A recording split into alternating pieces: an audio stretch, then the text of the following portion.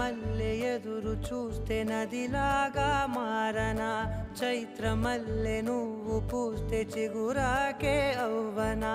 నన్నే వరించే యువరాజును అంట నీ యువరాణి